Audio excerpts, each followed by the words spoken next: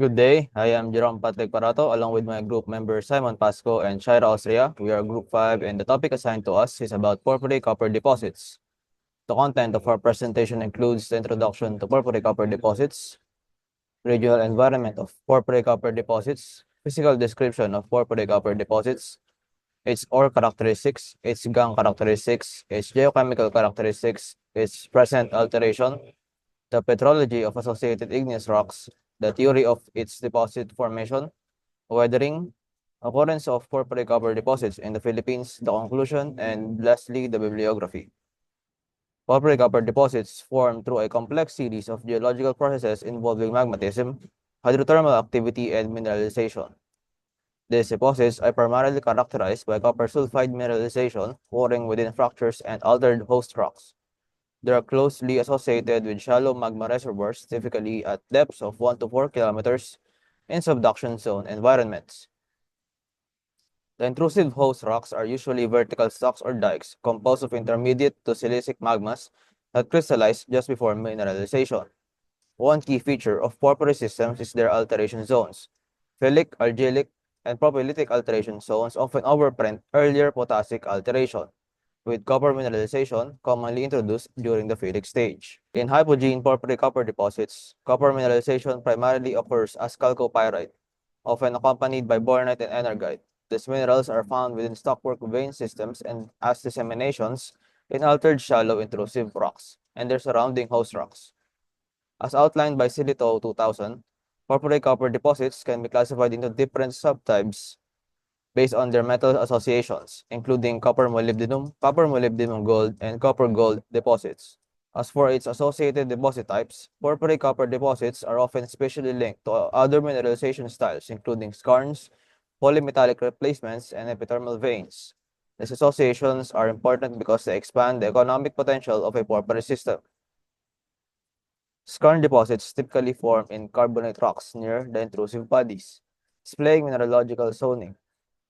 Close to the intrusion, garnet and pyroxene ratios increase, while more distal zones contain iron and manganese-rich pyroxenes, as described by Maynard et al. In 2005.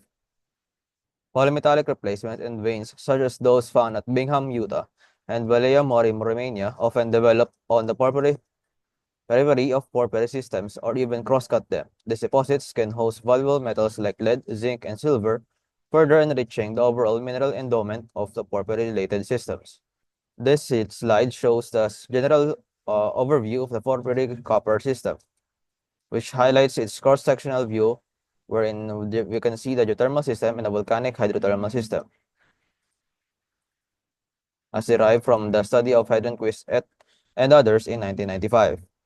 As for the primary commodities of the porphyry copper deposits, the primary economic commodity in most porphyry deposits is copper, which is extracted due to its widespread industrial applications.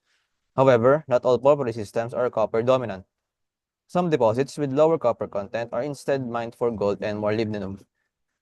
For example, the Copper deposit in Turkey is an example of a porphyry system primarily exploited for its gold content. Similarly, deposits like Srieta in Arizona and Continental in Montana are notable examples where molybdenum is the primary economic target rather than the copper.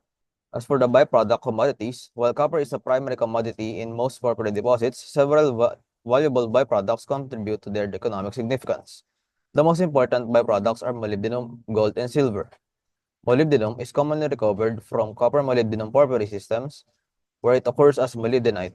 Gold and silver can also be significant, often present as native metals or within sulfide minerals such as chalcopyrite and bornite. For the trace constituents, in addition to the primary and byproduct metals, some porphyry deposits also contain trace amounts of economically valuable elements. Rhenium and platinum group metals, or PGMs, are occasionally recovered, often associated with sulfide mineralization. For instance, at the Eletsite deposit in Bulgaria, PGMs occur in tellurides and arsenides, as noted by OG and others in 2005. Tin is another element found in some porphyry systems, such as in the Maggie deposit in British Columbia. In the US, tin-bearing sulfides occur in late-stage veins alongside polymetallic assemblages containing copper, zinc, lead, and silver, as described by Jambor and Owens in 1987. This image depicts the crustal magmatic controls in the formation of porphyry copper systems, wherein you can see that the size of the porphyry copper systems in thick crust and thin crust systems. As for the example deposits, porphyry copper deposits are found worldwide, with several major deposits serving as key sources of global copper production. These deposits are often massive in scale and contain significant metal reserves. Some of the most well-known porphyry copper deposits include the El Teniente and El Salvador in Chile, which are among the largest copper producers in the world. Bajo de la Alumbrera in Argentina is another significant deposit, known for its copper and gold content. In Indonesia, the Grasberg deposit is one of the richest porphyry copper-gold deposits globally.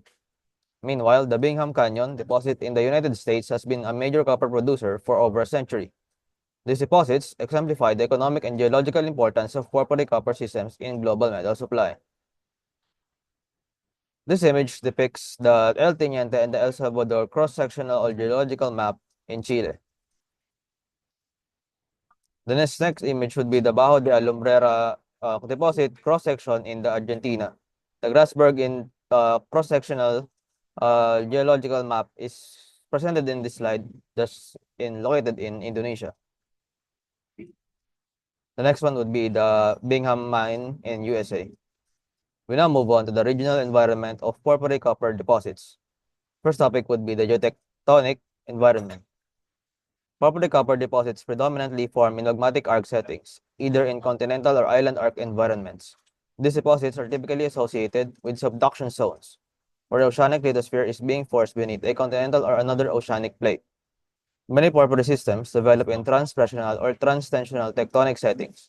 Transpressional regimes involve both compression and shear forces, leading to crustal thickening and magma generation, while transtensional settings experience localized extension, promoting magma ascent. Additionally, post-collisional volcanism can also contribute to porphyry formation, particularly in regions where subduction has recently ceased, but magmatism continues due to residual heat and decompression melting.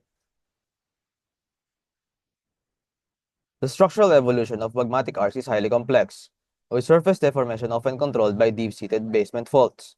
These large-scale faults extend into the lithosphere and play a critical role in guiding magma ascent and localizing volcanic centers.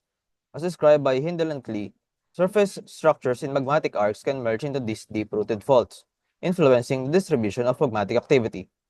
The interaction between the tectonic forces and pre-existing structures determines where magma chambers form, and consequently, where porphyry copper deposits develop. The formation and distribution of porphyry copper deposits are influenced by both local and regional tectonic strains. Localized strain controls the exact placement of individual deposits by creating fractures in fault zones that act as conduits for magma and hydrothermal fluids. At a larger scale, regional tectonic stresses shape volcanic arc development, influencing the alignment of volcanic centers. This, in turn, affects where porphyry copper systems form along magmatic arcs. By analyzing these structural patterns, geologists can better predict the location of porphyry copper deposits within a given region. The next topic would be the relation to structures. Porphyry copper deposits are strongly influenced by structural controls, but the relative importance of regional versus local fault systems remains a subject to debate. Some researchers, such as Sitley and Silito, suggest that large-scale regional faults play a significant role in controlling magma emplacement and hydrothermal fluid flow. These faults can act as long-lived conduits, allowing mineralizing fluids to ascend from deep-seated magma chambers. On the other hand, studies by Tosdal and Richards and Silito and Perello highlight the importance of local fault structures.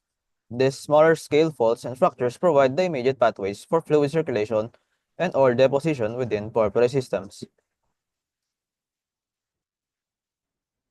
Porphyry copper deposits form in shallow magmatic environments, typically within subduction-related tectonic settings.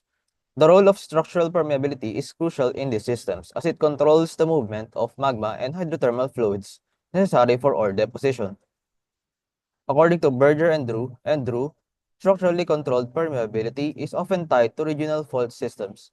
These large-scale structures create pathways for magma ascent and facilitate fluid flow, enhancing the potential for mineralization without sufficient structural permeability.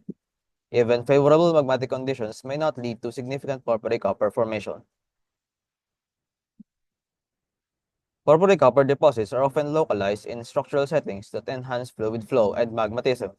One key structural feature associated with these deposits is extensional step-overs, or pull-apart structures, which develop along strike-slip fault systems. These step-overs create zones of localized extension, allowing magma to ascend more easily and promoting hydrothermal fluid circulation. This process enhances the likelihood of pore deposition. A well-known example of this structural control is the Grasberg deposit in Indonesia, where strike-slip faulting and pull-apart structures have played a crucial role in focusing magmatism and mineralization. Next topic would be the relations to igneous rocks. Porphyry copper deposits originate from supercritical fluids exhaled from crystallizing magma reservoirs at significant depths. These reservoirs are typically located at depths of 8 to 10 kilometers or more, with some magma sources potentially residing in the middle crust. As the magma cools and crystallizes, metal-rich fluids separate from the melt and migrate upward through fractures and faults. These fluids transport copper and gold and other metals, eventually depositing them in shallow crusts where porphyry systems form. Metal-rich fluids from deep magma reservoirs rise to shallow subvolcanic complexes at depths of 1 to 4 kilometers. As these fluids cool and condense, they precipitate copper, gold, and other metals, forming porphyry copper deposits. According to Seedorf and others in 2005, the deep melt reservoirs generate porphyry copper deposits can exhibit varying compositions, including calc-alkaline, alkali-calcic, and alkaline magmatism. These compositions are reflected in the chemistry of shallow intrusions that host the deposits.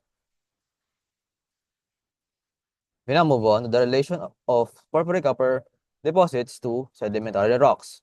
Porphyry copper deposits are commonly associated with volcanic glacic rocks, but they can also occur alongside various sedimentary units.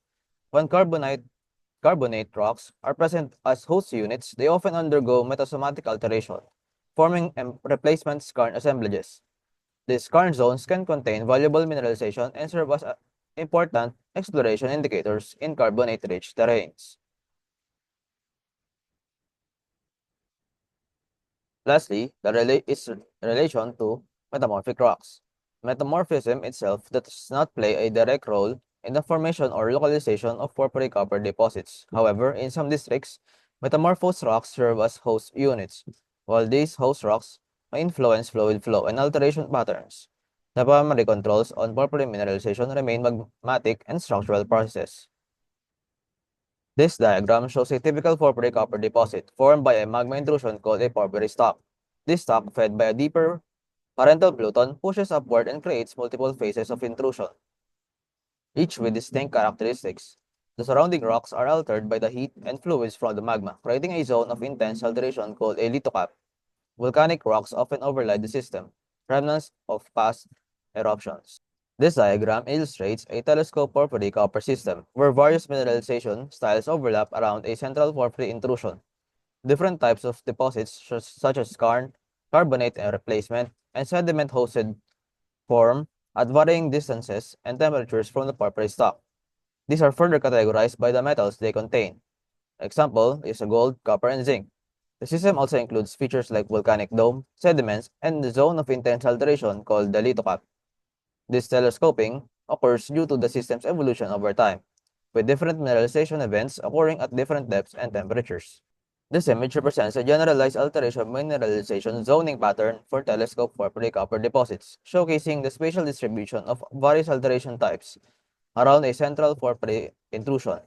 The core of the system exhibits potassic alteration, characterized by potassium-rich minerals transitioning outward to sericitic alteration, marked by the presence of sericite. Surrounding these zones are porphyritic alteration, defined by chlorite, epidote, and other minerals, and sodic calcic alteration, characterized by sodium and calcium-rich minerals. At higher levels, quartz alunite, quartz pyrophyllite, and quartz kaolinite alteration zones form, indicative of acidic fluids and advanced argillic alteration. A voggy residual quartz or silicification zone represents intense silicification, while intermediate argillic and chloritic alteration zones are also present, Oxidized skarn and massive sulfide zones are depicted along with areas of decalcification and steam-related alteration. The diagram also illustrates the progression from more reduced skarn to weakly altered and altered rocks further away from the central intrusion. This zoning pattern reflects a changing temperature, fluid composition, and rock reactivity as one moves outward from the porphyry center. This image shows the typical alteration zones around a non-telescope porphyry copper deposit. The center has a potassic alteration, transitioning outward to propylitic and then silicitic alteration. Above these are zones of advanced argillic alteration, like quartz alunite and quartz kaolinite. Unlike telescope systems, there is a significant gap between the upper alteration zone, or the lithocap, and the porphyry stock below. This gap is a key characteristic of non-telescope systems. This image compares four major porphyry copper deposits to show how their alteration zones differ. Each deposit has a central porphyry intrusion surrounded by various alteration types like potassic, silicitic, and propylitic. These zones are color-coded to highlight their distribution. The comparison reveals that while all these deposits are porphyry copper systems, their alteration patterns are not identical. Factors like original rock composition and fluid chemistry influence the specific alteration types and their arrangement. For example, some have a distinct potassic ore, while others show a mix of potassic and propylitic alteration. We now move on to the physical description of porphyry copper deposits. As for its dimensions in a plan view, Singer and others in 2008 compiled data on the dimensions of hydrothermal alteration, or bodies and sulfide-bearing rocks, in porphyry copper deposits worldwide. On average, the longest axis of alteration zone surrounding a porphyry copper deposit measures 4 to 5 kilometers, while the median area of alteration extends to 7 to 8 kilometers squared. These dimensions highlight the large-scale footprint of porphyry systems. As for the vertical extent of copper ore in porphyry deposits varies depending on its cut-off grades, which fluctuate with copper prices and mining costs. For example, at Dos Pobres in Arizona, the ore body extends 1 to 1.2 kilometers, while at Sierra, Arizona, it ranges from 0.8 to 1.1 kilometers. In some cases, such as the Bingham, Utah, the vertical extent can reach up to 1.4 kilometers. As for its form and shape, porphyry copper deposits typically appear semicircular to elliptical in plan view, with ore dimensions often estimated assuming an elliptical shape. In cross-section, the ore body usually forms an inverted cone with a low-grade or even barren core. In some cases, such as at Grasberg, Indonesia, this core represents a late-stage intrusion rather than a complete barren zone. As for its host rocks, most porphyry copper deposits are associated with shallow, intermediate to silicic intrusive complexes composed of small plutons and dikes. Some deposits are entirely hosted within dikes. In some cases, ore bodies extend into adjacent volcanic or sedimentary host rocks where mineralization occurs along intrusive contacts. This image depicts the overview of intrusive bodies that can be uh, host rocks for porphyry copper deposits. As for the structural settings and controls, at regional scale, there is no broad consensus on the structural controls of porphyry copper deposits. However, within individual deposits, stockwork fracture zones are dominant for controlling structures. Studies such as Hedrick and Titley in 1982 show that these fractures often have preferred orientations, which influence the distribution of mineralization. We now move on to the geophysical characteristics of porphyry copper deposits. As for its regional geophysical characteristics, porphyry copper deposits often coincide with magnetic anomalies that cut across the dominant structural trends. These anomalies correspond to large regional faults, which play a key role in controlling magma emplacement and hydrothermal fluid flow. Examples include porphyry deposits in northern Chile, central Iran, and New Guinea, where strong magnetic gradients highlight major fault zones associated with mineralization. This image depicts the magnetic anomaly caused by a hypothetical porphyry copper deposit, which we can see that propylitic alteration zones lies within 1 to 2.5 kilometers, and potassic alteration zones can be seen at significant depths. These alterations also coincide with magnetic anomalies of -100 to -300. As for the local geophysical characteristics, at the local scale, porphyry copper deposits typically appear as a magnetic high, surrounded by annular magnetic low is in their alteration halos. This pattern reflects magnetite destruction in phyllic and argillic alteration zones. In addition, porphyry systems often show moderate gravity lows, particularly when hosted in igneous or metamorphic rock. Low seismic velocities and resistivity further indicate faulted, brecciated, and mineralized zones, helping geophysicists delineate ore-bearing structures. Induced polarization surveys are widely used to detect porphyry copper deposits as they highlight pyrite-rich zones associated with hydrothermal alteration. More advanced spectral IP techniques can distinguish between economic sulfides like chalcopyrite and bornite and non-economic sulfides. Remote sensing methods such as radiometric surveys and Aster data also aid exploration by mapping potassic alteration zones and detecting spectral absorption features of alteration minerals. Multispectral and hyperspectral imaging technologies such as Aster and Averis provide valuable data for mapping alteration halos in porphyry copper systems. These techniques detect distinct absorption features for argillic, phyllic, and propylitic minerals, helping geologists identify key alteration patterns over large areas. This approach is particularly useful for regional exploration in remote or poorly exposed terrains. We now move on to the ore characteristics of porphyry copper systems. As for its mineralogy, the primary copper-bearing sulfide in porphyry deposits is chalcopyrite, though significant amounts of bornite, energite, and chalcocite may also be present. Byproducts often include molybdenite and native gold, while additional associated minerals such as sphalerite, galena, tetrahedrite, and gold tellurides can be found, particularly in polymetallic zones. As for the mineral assemblages, the composition of copper ore assemblages is influenced by factors such as fluid chemistry, pressure, and temperature. Primary ore consists mainly of chalcopyrite, bornite, pyrite, and molybdenite. Advanced argillic zones contain pyrite, energite, and chalcocite. Supergene ores are dominated by chalcocite covellite, while oxide ores feature malachite, azurite, and chrysocolla. Before we move on to the discussion of paragenesis, paragenesis is defined as the sequence of mineral formation and alteration within an ore deposit.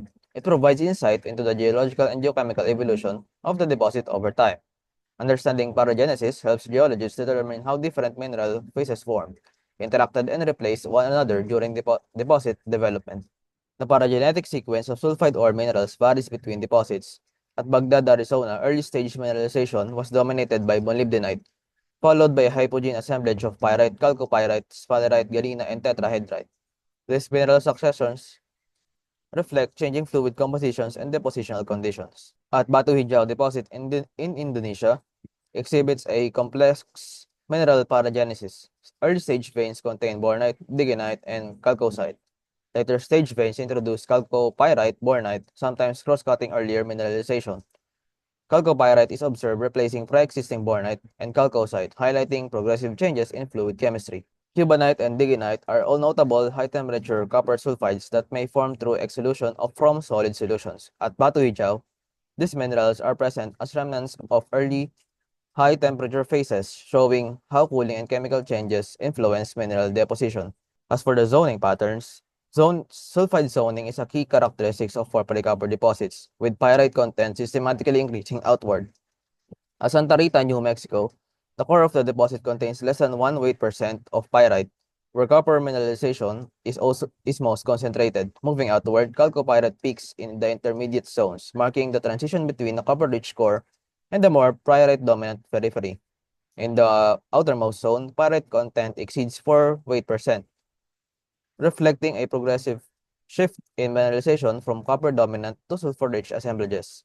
A well-defined mineral zoning pattern is observed at Bingham, Utah, where 5 concentric zones have been identified. The core of the deposit consists of a low-grade zone with minimal mineralization, surrounded by a molybdenite-rich zone. Moving outward, the next zone consists of bornite and chalcopyrite, marking the highest copper grades in the deposit. Further outward, a chalcopyrite zone develops, transitioning into an outer zone dominated by pyrite, galena, and sphalerite.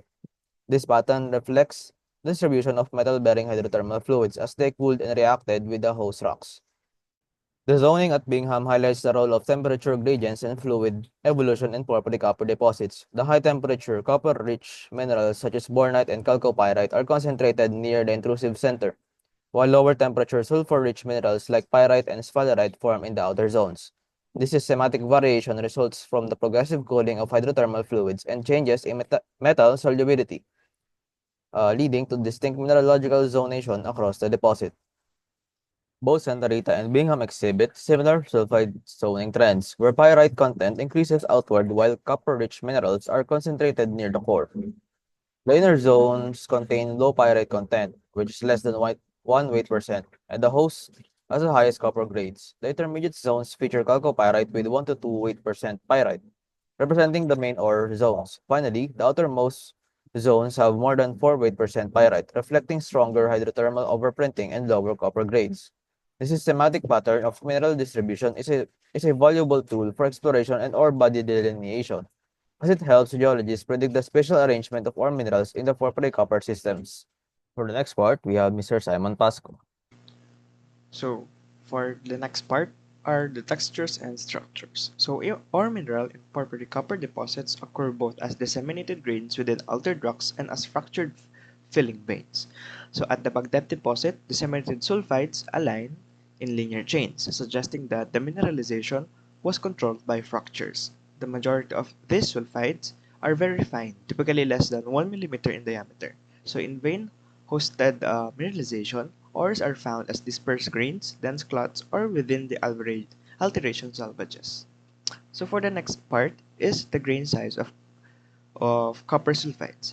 So the grain size of copper sulfides and molybdenite varies depending on the mineralization of the environment.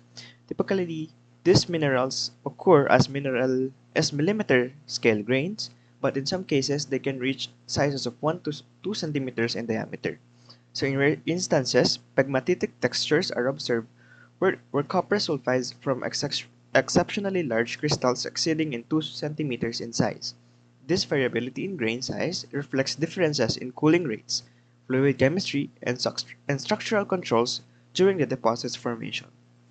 So for the next part is the mineralogy of gangue minerals. So in porphyry copper deposits, mineralization occurs in both disseminated and vein hosted forms.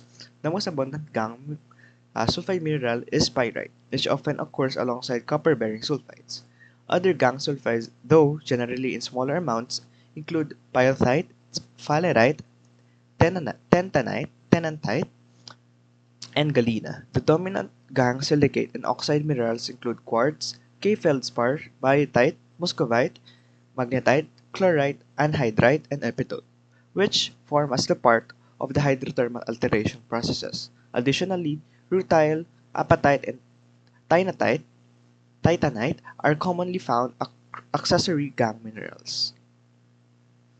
So for the next slides, we have the examples of gangue minerals such as pyrite, pyrrhotite, sphalerite, tenatite, galena, quartz, K-feldspar, biotite, cerisite, magnetite, chlorite, and anhydrite. And we also have epidote, rutile, apatite, and titanite. So for the next part is the mineral assemblages. So Schwartz, on the year 1947, studied 12 porphyry copper deposits in North America and found that hydrothermal alteration and mineralization are highly complex and variable. This variability exists not only between different deposits but also within individual deposits, where alteration mineral assemblages shift over time due to changing fluid compositions and conditions.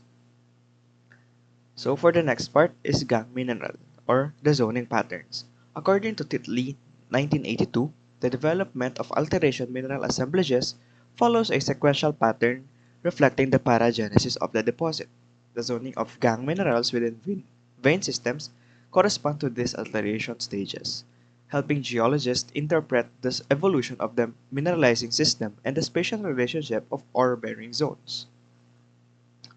For the next part is textures and structures of the gangue minerals. Hydrothermal alteration commonly replaces primary rock or primary host rocks minerals either partially or completely. Phenocrysts are often pseudomorphed by small alteration grains, forming ragged biotite or linear arrays of gangue minerals such as pyrite and potassium feldspar. Quartz stockwork veins are a hallmark feature of porphyry copper deposits. classified based on cross-cutting relationships and morphology. The ABD veins, defined by Gustafson and Hunt on 1975, illustrate this distinction, which is the early stage veins have irregular margins and granular textures, which later veins display sharp boundaries and banded structure. Next part is the gangue mineral or its grain size. Gangue mineral grain sizes vary significantly both within a single deposit and between different deposits. The size distribution ranges from microscopic to millimeter scale grains, with some deposits containing gangue minerals up to centimeter scale in size, reflecting variations in mineralization conditions and fluid flow dynamics. So for the next part, we have the trace elements and element associations of or the geochemical characteristics. So first is porphyry copper deposits contain trace elements such as copper, molybdenum, gold, silver, and arsenic, forming different distinct alteration related suites. So these elements are commonly associated in two principal groups, namely copper, molybdenum, gold plus silver, arsenic, and barium, zinc, lead, antimony, silver, arsenic, tellurium plus bismuth, reflecting different geochemical conditions during mineralization. So for the next part is ore-bearing rocks shows the highest concentrations of sulfide, iron, and copper, with total sulfur anomalies broadly outlining mineralized zones. These anomalies often peak in pyritic or propylitic alteration zones, making sulfur an important exploration indicator. So gold, on the next part, gold is found in quartz veins, attached to sulfides or as free grains. It is predominantly associated with bornite in bornite-rich ores and occur as small grains within chalcopyrite in chalcopyrite ores. These associations influence gold recovery in every mining operations. So for the next part is the zoning patterns. The distribution of elements in porphyry systems follow distinct zoning patterns. Copper, molybdenum, gold, and tin are most concentrated within ore zones, while elements such as silver, arsenic, barium, zinc, lead, and antimony occur in overlying altered rocks, providing clues for exploration. Another part for zoning pattern is elements such as silver, zinc, lead, or antimony, or arsenic, tellurium, and bismuth form lateral anomalies adjacent to ore zones, so helping geologists delineate the extent of mineralization beyond direct and different copper-rich areas. So for the next part is at Kalamazoo, Arizona, tellurium is most anomalous above ore, which zinc and lead from negative anomalies above and within ore zones. This variation in geochemical signatures highlight the complexity of metal dispersion in porphyry systems. So for the next part is the fluid inclusion or the thermometry and geochemistry. So fluid inclusion studies reveal that homogenization temperatures in porphyry copper deposits has a range of 770 degrees Celsius to 200 degrees Celsius.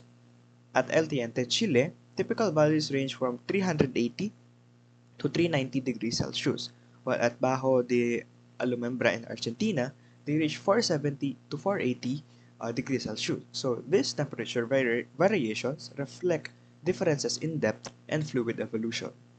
So for the next part is the fluid inclusion thermometry and geochemistry. So magmatic fluids in porphyry systems are characterized by high salinity halide bearing inclusion. So this fluid exhaled from silicic magma at depths corresponding to 1 to 1.5 kbar and separated to saline liquid vapor phases at shallow levels, which is 0.5 kbar, which drives metal deposition.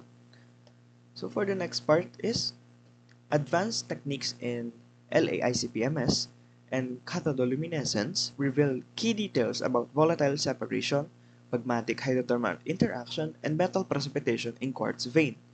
These processes are well documented at deposits such as Bingham in Utah, Bajo de Alumbrera in Argentina, improving our understanding of ore formation.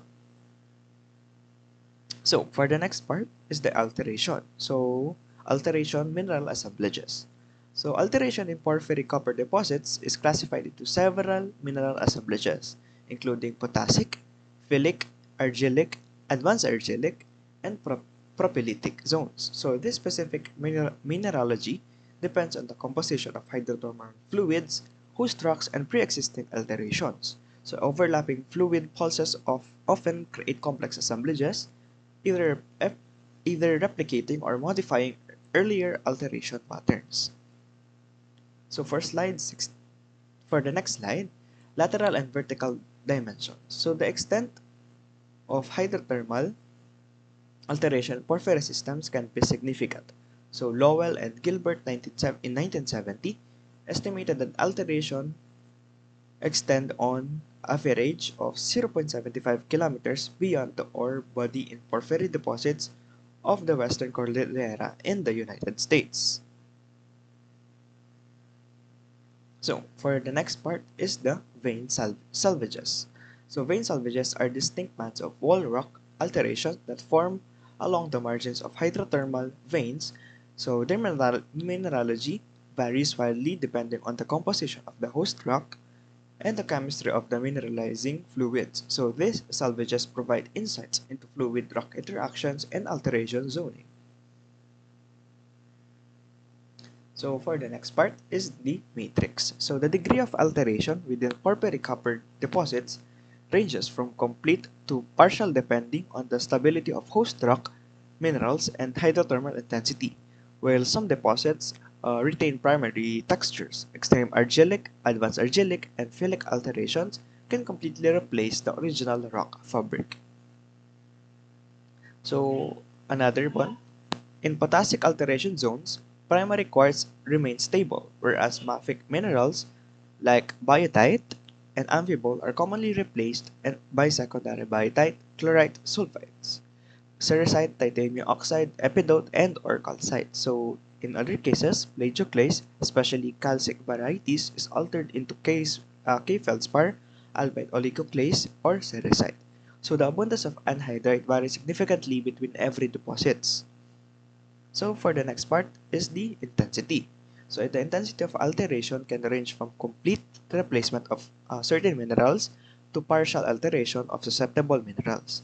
So the highly altered zones primary rock textures may be largely destroyed, replaced by finely grained mats of biotite and ceresite, and in advanced argillic alteration, minerals such as alunite and pyrophyllite dominate or dominant, forming dense alteration zones. So for the next part is the texture. So the alteration mineral in porphyry deposits tend to be finer grained than the primary minerals they replace. So phenocrysts are often pseudomorphed, with replacement minerals forming aggregates that mimic the original crystal shapes. So while most alteration minerals are subhedral to anhedral, euhedral pyrite is very common, particularly in vein-related mineralization. And next part is the zoning patterns. So hydrothermal alteration followed a consistent zoning pattern in porphyry systems. Potassic alteration typically dominates the core, while propylitic alteration develops in peripheral zones. This zonation is controlled by magmatic hydrothermal fluids at depth and convective circulation of meteoric zones.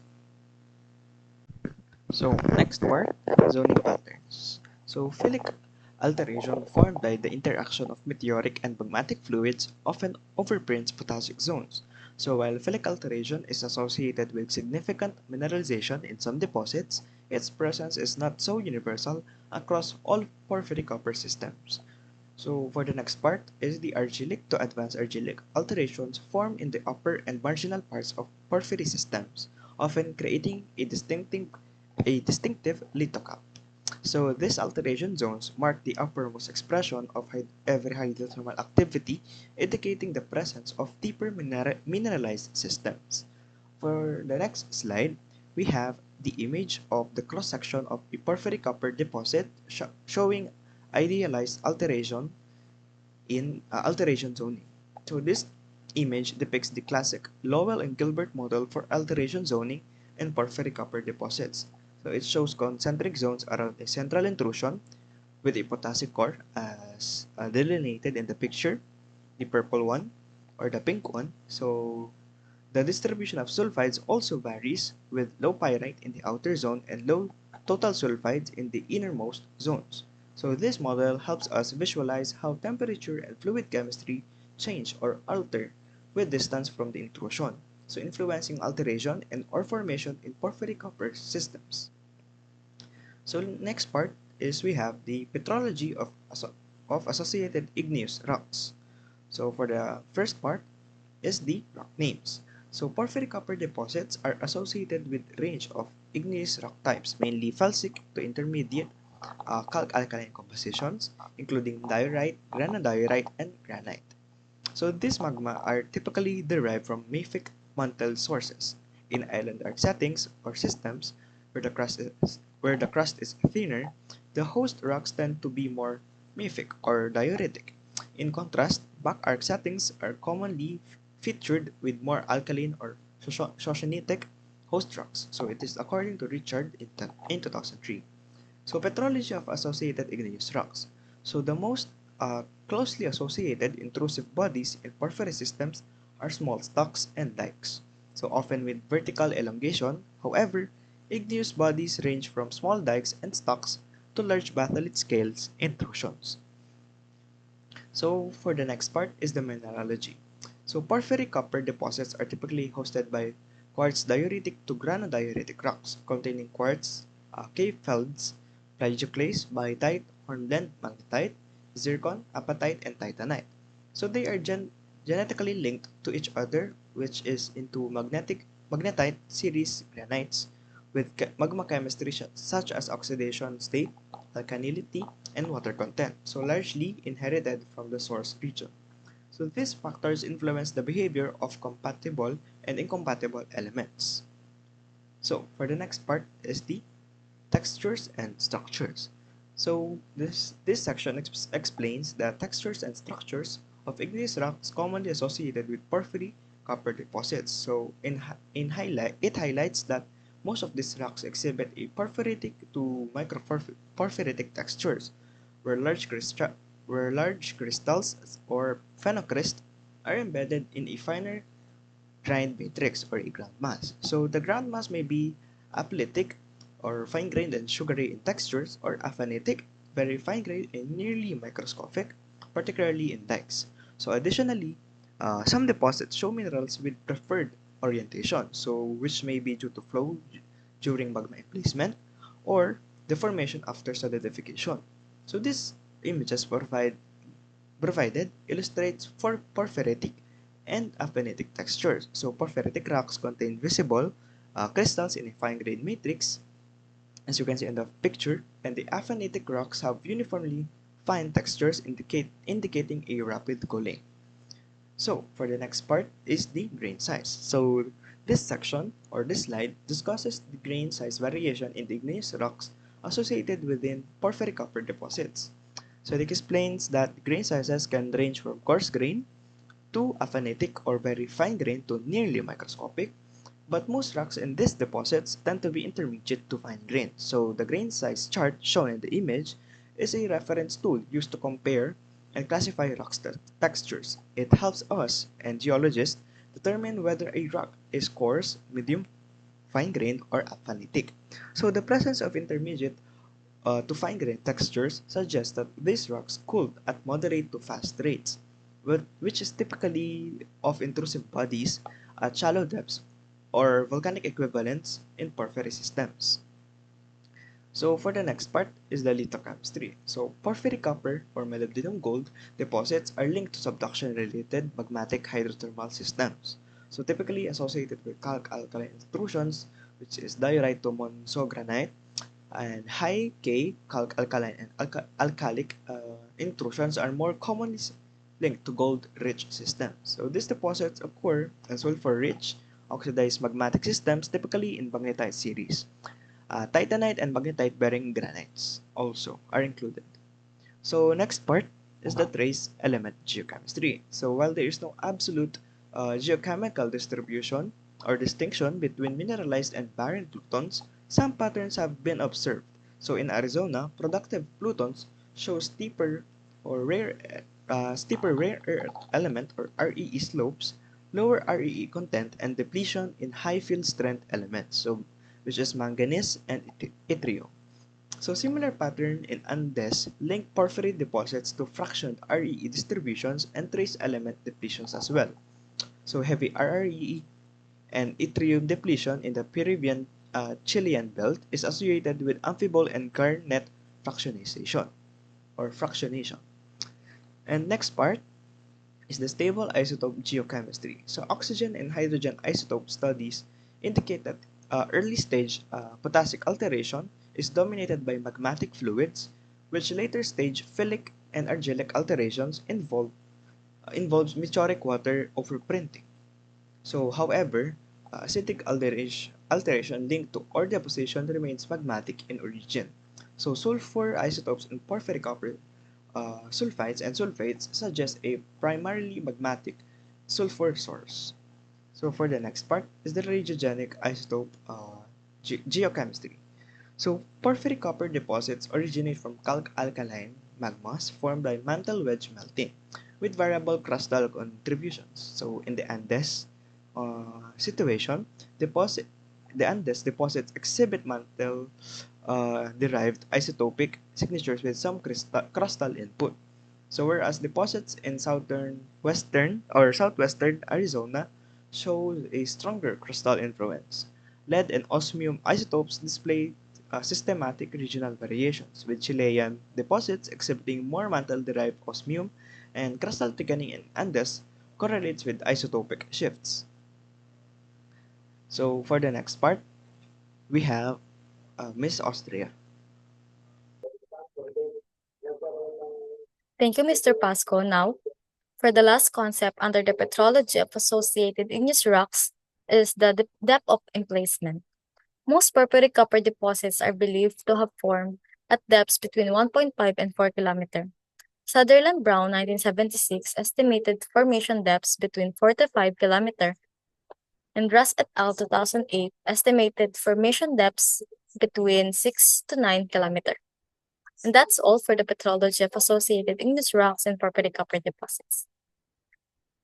The next subtopic that would be discussed under the porphyritic copper deposit would be the theory of deposit formation. The theory of deposit formation in porphyritic copper system explains how these large, low-grade but economically significant ore bodies develop through magmatic and hydrothermal processes. These deposits form from the cooling and crystallization of magma at shallow crystal levels, releasing metal-rich hydrothermal fluids. And as these fluids interact with surrounding rocks, they precipitate copper, molybdenum, and gold in fractures and vein networks. The next slide is the system affiliation under the theory of deposit formation. According to Seedorf et al. 2005, porphyritic copper deposits are part of a broader mineral systems that includes high sulfidation epithermal copper, gold, silver deposits, intermediate sulfidation polymetallic veins, lead, manganese, zinc, silver, and distal disseminated gold deposits. In the Andes, they are linked to iron oxide copper gold or the IOCG, manto copper, volcanogenic massive sulfide or the VMS, and copper skarn deposits. Alkalic porphyry system may host intermediate sulfidation, base metal gold telluride deposits. These deposits exhibits regional zoning transitioning from porphyry cores to proximal skarns and distal polymetallic veins. The next slide is a demonstration of the anatomy of a non-eroded telescope porphyritic copper system. The diagram illustrates the formation of a telescope porphyritic copper system where hydrothermal fluids from a magmatic source transport and deposit metals at varying depths. As fluid ascend, they undergo vapor separation, condensation, and brine formation, leading to the development of a porphyritic copper gold molybdenum deposits at depth and the high sulfidation epithermal deposit at shallower levels, and the carbonate replacement or as skarn deposits laterally. The telescoping effect of the compresses this mineral zone due to uplift enhancing metal concentration and influencing mining exploration strategies. Next slide is the controls on permeability and fluid flow. Structural controls play a key role in porphyry copper deposits formation. Regionally, deposits are often associated with a strike-slip fault, shear zone, pull-apart basins, grabens, and dilational bends, which creates a zone of enhanced permeability. Locally, hydraulic fracturing generates extensive fracture networks, further facilitating hydrothermal fluid flow and mineralization. The next slide demonstrates the conceptual model of the interplay between the faults and magmatic hydrothermal system during and after formation of porphyry copper deposit at different structural levels. This diagram highlights the role of a mineralized felsic porphyries in hydrothermal breccias, which are altered by the hydrothermal fluids. This presence of oblique reverse faults indicates their role in the emplacement of these mineralized bodies, while late faults and dikes contributes to the post-mineralization modification.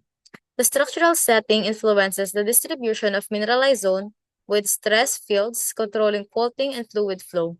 Additionally, late-stage dikes and vein introduce further alterations such as sericitic and argillic alteration, which shapes the final deposit characteristics. Next slide that would be discussed is the source of the fluid and metals.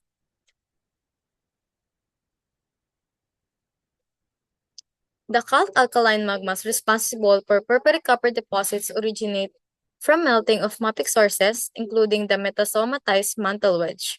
Magma mixing, assimilation, and crustal storage or the mash model influences the metal concentration. Copper, gold, and the platinum group elements typically derive from the mantle source, while molybdenum and lead originate from the crustal materials. So the next slide is the diagram for the subduction metasomatism and collision-related metamorphic dehydration control on the fertility of porphyric copper ore bearing or forming high strontium and yttrium in Tibet. So it emphasizes the role of subduction metasomatism and the collision-related metamorphic dehydration. The process begins with the delamination in the Indian continental lithosphere, which triggers upwelling of the asthenosphere. This leads to the remelting of the previously underplated basaltic melts, producing high strontium or yttrium magmas enriched by fluids released from the metamorphic dehydration. The infiltration of additional water enhances magma fertility, promoting the formation of ore deposits. The AFC or the assimilation fractional crystallization process further refines magma composition, ultimately leading to the development of porphyric copper molybdenum deposits in Tibetan region. Next slide discusses the chemical transport and transfer processes. And this would be discussed wherein the metal fractionation and the sulfide precipitation in porphyric copper deposits are controlled by the fluid-phase separation, driven by density variation and saline fluid miscibility. While aqueous fluids were traditionally viewed as the main transport agent, recent studies, which is conducted by Henley McNabb 1978 and William Jones and Heinrich 2005, suggested that vapor also plays a vital role or a dominant role for as a transport agent. So a vapor-rich system rising from the deep magma reservoir acquires metals and accumulate in magmatic cupolas. However, large calderas forming eruption can destroy magmatic hydrothermal system, making ignimbrite complexes less favorable for porphyric copper formation. Next is the heat transport and transfer processes, wherein it discusses that magmatic hydrothermal fluids cools from 750 degrees Celsius to 600 degrees Celsius, which depends mainly on the magma composition, up to less than 200 degrees Celsius, which promotes the precipitation of ore minerals and alteration minerals. This cooling drives a supersaturation leading to mineral deposition within the porphyry system. Next is the wall rock reaction and or mineral deposition processes. Wall rock composition plays a vital role in determining alterations in or mineral assemblage by buffering the acidity and oxidation state of the system. And this process influences the stability and precipitation of ore minerals, which as different host rocks reacts differently to hydrothermal fluids affecting metal transport and deposition. And next is the pressure gradient during ore formation. Magma reservoir are dynamic, chemically open systems that continuously evolve through degassing, assimilation of crustal material, and recharge with new mafic melts.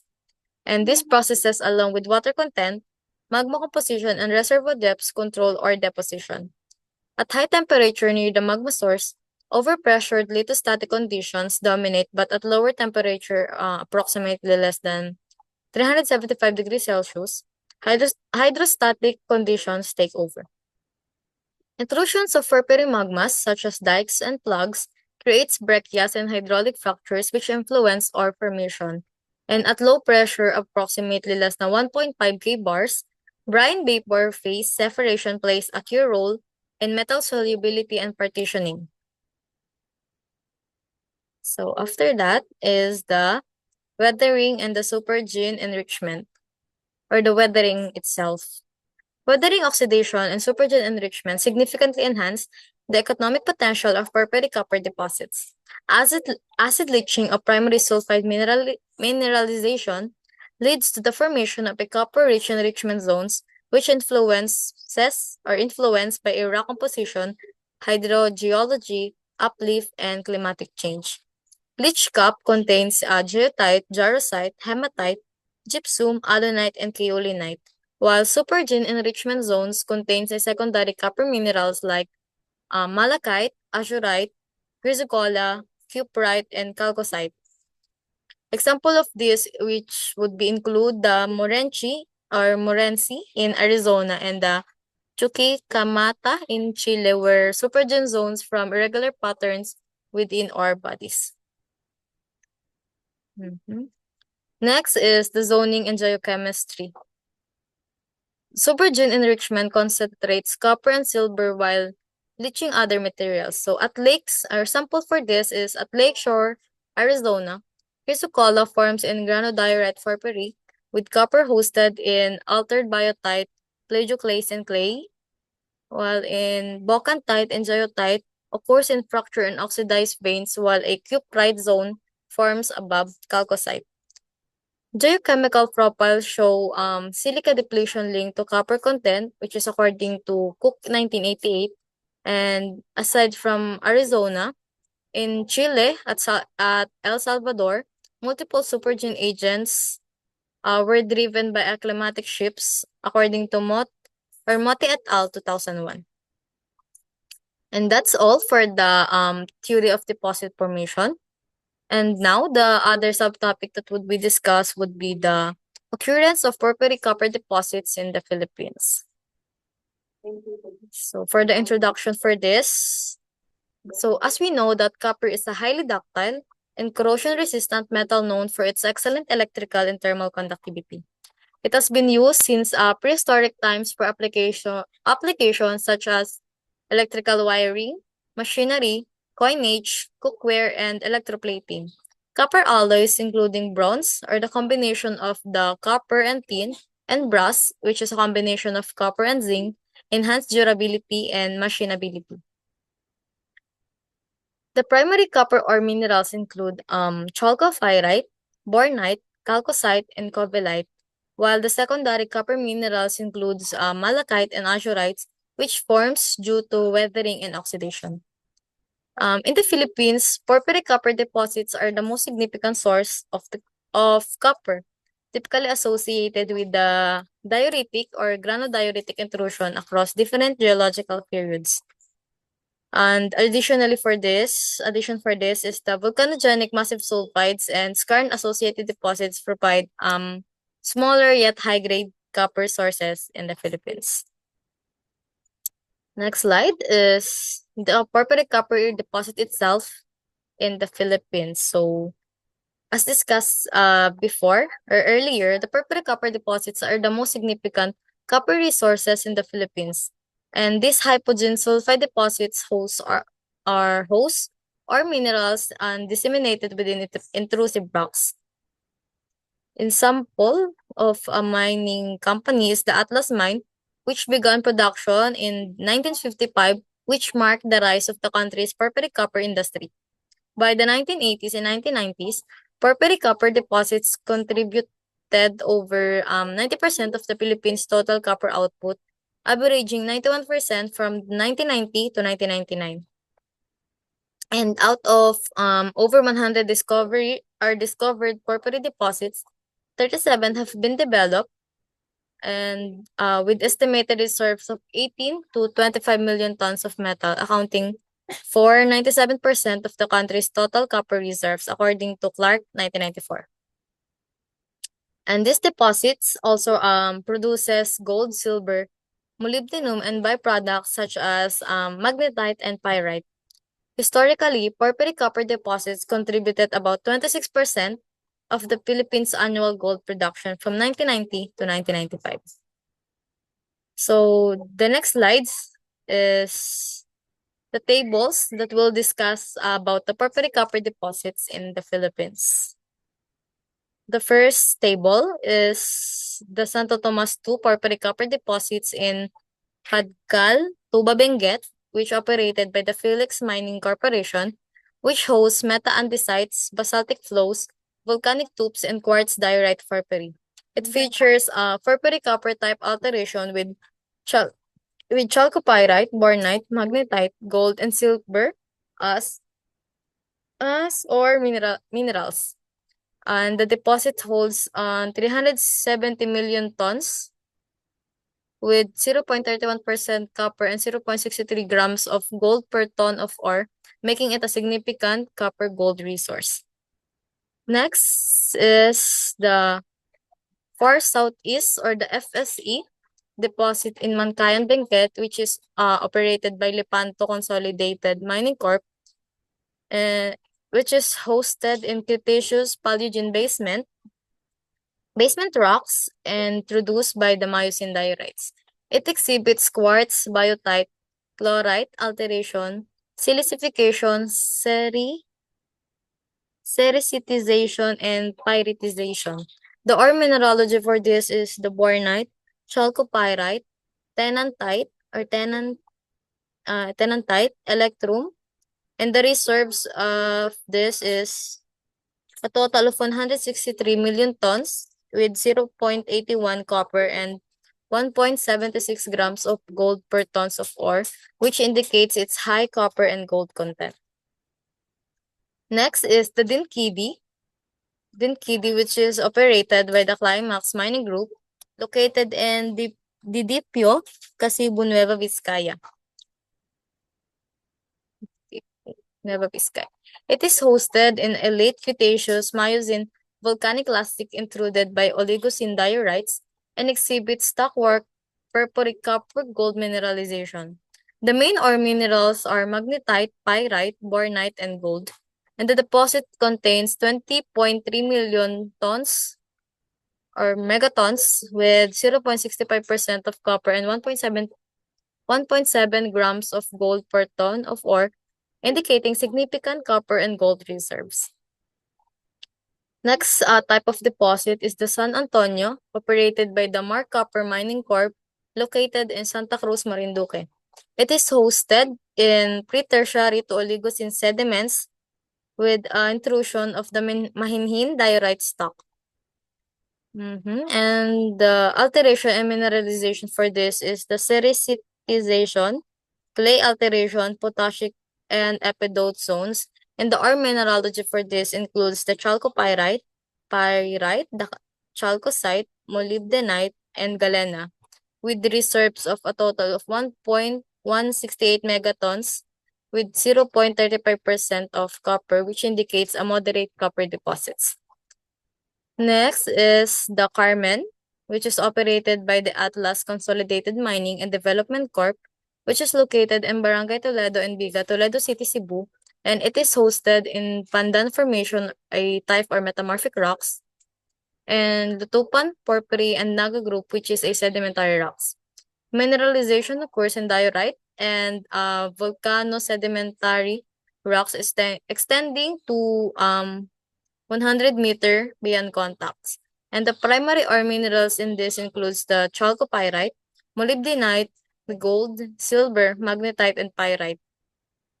And the deposit has a total of 276 megatons of reserves with 0.41% of copper, making it a significant copper resources. Next is the King, which is operated by the Nationwide Development Corp or the NADICOR with Benguet Corp, and it is located in Lawaan, Pantukan, Compostela Valley. It is hosted in a diorite complex, approximately 1/8 by 400 meter that intruded metamorphosed volcanics and sedimentary rocks. The deposit exhibits potassic quartz sericite chlorite and outer porphyritic alteration. Key ore minerals for this includes the chalcopyrite, bornite, the covellite, chalcocite, molybdenite, and gold. And it has a reserve of a total of 752 megatons with 0.35% of copper and 0.403 grams of gold per ton of ore, making it a substantial copper-gold resources. Next is the Bayungan, which is operated by Silangan Mindanao Mining Corp. Which is located in the Eastern Mindanao. It is hosted in a clastic and carbonate sedimentary formation intruded by diorite and volcanics. The alteration and mineralization for Bayungan includes the deep oxide zone, the overprinted by a younger epithermal alteration, and the ore mineralogy includes the chalcopyrite, gold, and silver. The total reserves for Bayungan is 300 megatons with 0.6% of copper and 1.0 gram of gold per ton of ore, making it a significant core gold resource also. And the last that would be discussed in this presentation for porphyry copper deposits of the Philippines is the Batong Buhay deposits, which is currently under the receivership by the Philippine government. It is located in Barangay Pasil, Kalinga, and it is hosted in a volcanic flows, porphyritic andesites and diorite intrusive rocks, and the mineralization occur are porphyry copper type and fissure filing mineralization. And the ore mineralogy includes the chalcopyrite, bornite, chalcocite, pyrite, sphalerite, gold, and silver. And the reserves for this is a total of 45.11 megatons with 0.702% of copper, 40 grams of gold per ton of ore, and a 3.77 grams of silver per ton of ore, which indicates a high gold and silver content alongside copper. So next is the conclusion. So for the conclusion of this presentation, porphyry copper deposits are a major source of a global copper production, known for their large-scale, low-grade mineralization and a close association with the porphyritic or the porphyritic intrusions. These deposits are primarily found in convergent tectonic settings, making them vital for supplying copper to various industries, including constructions, electronics, and renewable energy. And as global demands for a copper continues to rise, advancement in exploration techniques and sustainable mining practices are crucial to efficiently locating and extracting these resources while reducing environmental impacts. Ongoing research and technological innovations will be essential in maintaining the economic viability of porphyry copper mining while promoting environmental responsibility in the industry. So that's all for our presentation, and these are resources and bibliography.